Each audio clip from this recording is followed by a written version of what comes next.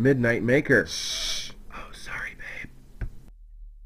MakerMobile 101, Jeep Mods Part 1, Grille Guard and Blackout. One of the most fun vehicles in the world to make stuff for is a Jeep Wrangler. I recently acquired the MakerMobile and immediately started to customize it.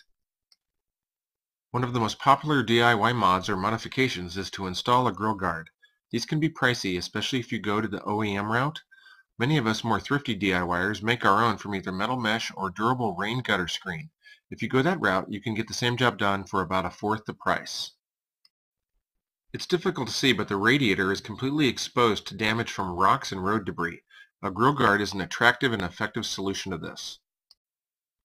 First, you have to remove the grille by removing the 6 snaps that hold it in place. A flat-bladed screwdriver used carefully works very well. These act just like drywall anchors. Next, remove the connectors for the lights. Both sides work exactly the same way, except they're upside down from each other. Slide the red locking clip forward and press the release lever, then pull the connector out of the housing. Carefully tilt back and pull the base of the grille to pop it out of the snaps that hold it in place. It looks kind of sad this way. Clean the inside of the grille surface very carefully with a degreaser and a final pass with rubbing alcohol. Strategically place your zip tie bases around the grille hole so that the mesh is supported in all directions. The mesh comes in a 20-foot roll, so I cut 7 pieces to the proper length to fit inside the grille and give me plenty of room for attachment points. The mesh comes 6 inches wide, which overlaps the hole, so I cut 1 inch off the long side. 7 pieces later, make sure you use heavy-duty scissors. This stuff is tough. I applied the adhesive-backed zip tie bases in an optimal layout and then superglued them in place for added security. Since I was also planning on blacking out the grille with Plasti-Dip, I figured I should do the headlight bezels at the same time. Otherwise, it would just look stupid. I removed the bezel mounting screws with a T15 Torx bit. If you own a Jeep, you should definitely own a nice set of Torx bits.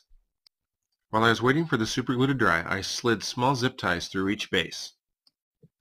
It was pretty tough to wrangle, pun intended, the 2 rather stiff layers of mesh and get the 2 ends of the zip ties to poke through close enough to zip together, but it can be done. For the entire first pass, all zip ties were left rather loose. Here's the view from the front, exactly the look I was going for. Once all the panels were in place, I tightened the zip ties as tight as I could and cut the tails off. One almost unpleasant surprise was the considerable amount of haze that the superglue left on the plastic after it had cured. Luckily, it comes right off with rubbing alcohol. Whew! I pulled all the zip ties tight and the grille guard was done. Now for the blackout phase of the project.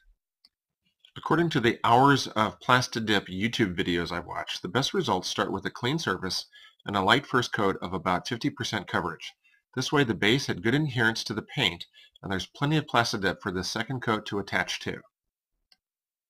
The headlight trim bezel rings get their first coat also.